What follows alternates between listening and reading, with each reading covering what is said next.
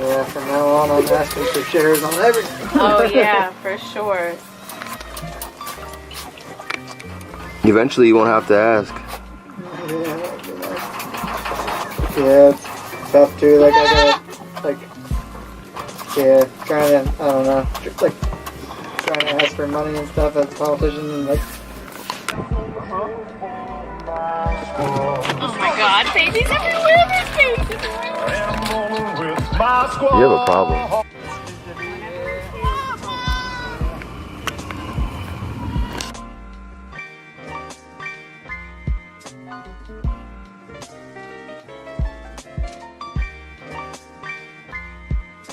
Yeah. You know what I mean? That's what it is to them. So it's like, if they don't get to see that part, how can they even have the right to have an opinion?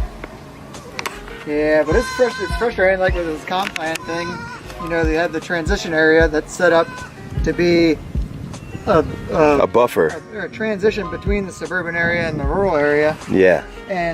But it's set up at it like it's not as dense a development as the suburban area. It doesn't have data centers like the suburban area does. And there's a bunch of people that moved into the transition area. I mean, they bought into that. That's what they bought into, and now you're changing it on them. That's not fair to those people. So the transition area was supposed to have more like.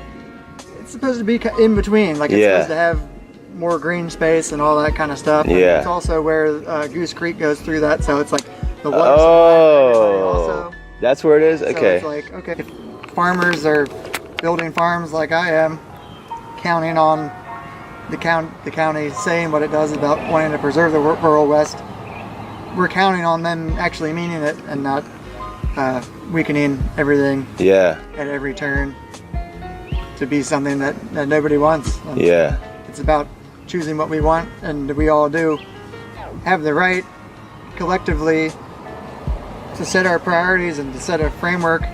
People have the right to develop their properties, but it has to be in a reasonable manner.